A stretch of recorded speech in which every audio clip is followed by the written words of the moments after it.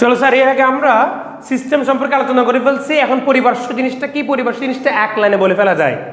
পরিপার্শ্ব জিনিসটা হইল সিস্টেমের আশপাশে যা কিছু আছে তাই পরিপার্শ্ব। মানে সিস্টেম চাইলে যার কাছ থেকে ভর নিতে পারবে বা যার কাছে ভর ছেড়ে দিতে পারবে, যার কাছ থেকে তাপ নিতে পারবে, সেটা পরিপার্শ্ব। সিস্টেমের পাশে দিয়ে তুমি একটা আগুন জ্বালা দিছো, তাই পরিপার্শ্বে কি তাপ দিচ্ছে। বুঝছো স্যার? সো পরিপার্শ্ব মানে সিস্টেমের আশপাশে যা কিছু আছে তাই পরিপার্শ্ব। এইবার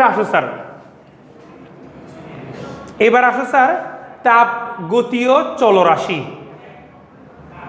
তাপ গতীয় চলরাশি এখানে স্যার একটু হয়ে গেছে স্যার, আমাদের 1 পরে 2 3 দিকে চলে গেছে স্যার।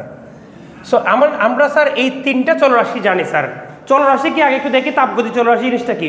কোনো বস্তুর তাপের আদান প্রদান হলে বা কোনো বস্তুতে তাপের আদান প্রদান হলে যে সকল চলরাশির মানের পরিবর্তন হতে পারে, যে সকল চলরাশির মানের আদান প্রদান পরিবর্তন হতে পারে তাদেরকে তাপগতীয় চলরাশি বলে। বুঝতে পারছো? সো কোনো বস্তুর তাপের আদান প্রদান হলে যেই চলরাশিগুলো পরিবর্তন হতে পারে। আবার এটা জাস্ট একটা জেনারেল সংজ্ঞা। বেসিক্যালি অনেক সময় স্যার তাপের আদান প্রদান না হয়ে চলরাশিগুলো পরিবর্তন হয়, কারণ তুমি একটা চলরাশি চেঞ্জ করে ফেলছো, তখন আরেকটা চলরাশি বদলে গেছে। ঠিক আছে স্যার? সো তাপগতীয় চলরাশি তাহলে স্যার 3টি।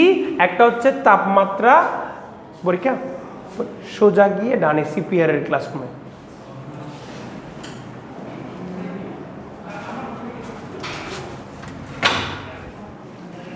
তো স্যার তাহলে তাপগতীয় চলরাশি আমাদের 3টা। একটা হচ্ছে তাপমাত্রা, আরেকটা হচ্ছে আয়তন, এবং লাস্টলি আরেকটা হইল আমাদের চাপ। তাপমাত্রা, আয়তন আর হইল আমাদের চাপ। অনেক বিজ্ঞানীদের মতে এন্ট্রপিও একটি চলরাশি। শব্দটা হচ্ছে এন্ট্রপি। এন্ট্রপিও একটি তাপগতীয় চলরাশি অনেক বিজ্ঞানীদের মতে। এটা বইতেই তোমাদের লেখা আছে স্যার। এন্ট্রপি কি সেটা আমরা চ্যাপ্টারের লাস্ট থেকে শিখবো। আপাতত শব্দটা মনে রাখো, কেমন স্যার? সো তাপগতীয় চলরাশি বেসিক্যালি আমরা 3টাই বলবো। বলার সময় বলবো 3টা, কনফার্মলি সবাই মিলেমিশে বলি হচ্ছে আমরা 3টা। অনেক বিজ্ঞানী এন্ট্রপিকেও তাপগতীয় চলরাশির সাথে ফেলে দিতে চায়। সো এন্ট্রপি কি জিনিস এখন জানার দরকার নেই।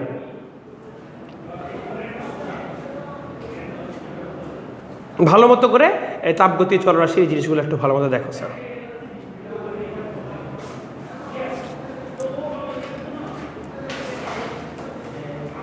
ঠিক আছে, লিখছো?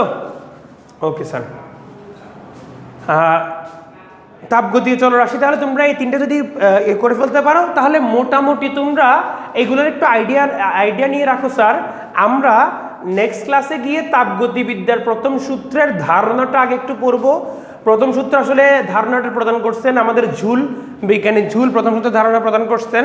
সো আমরা এই ঝুলের সূত্রটা দেখবো, এর পরবর্তীতে গিয়ে ক্লসিয়াস তাপগতিবিদ্যার প্রথম সূত্র পড়াই ফেলবো তোমাদের, কেমন স্যার? তো প্রথম সূত্র পড়ানো হয়ে গেলে সেটার এক্সপ্লেনেশনে আমরা চলে আসতে পারবো। তাহলে মোটামুটি স্যার আজকে একটু পর্যন্ত আমরা রেখে দিই। প্রথম সূত্রের ধারণা, প্রথম সূত্র নেক্সট দিন পড়াবো। এরপরে যদি আমাদের সময় থাকে আমরা প্রথম সূত্রে যে ব্যবহারিক প্রয়োগ যেগুলো আছে সেগুলো দেখবো। ঠিক আছে স্যার, সবাই ভালো থাকিও, সুস্থ থাকিও। আল্লাহ হাফেজ।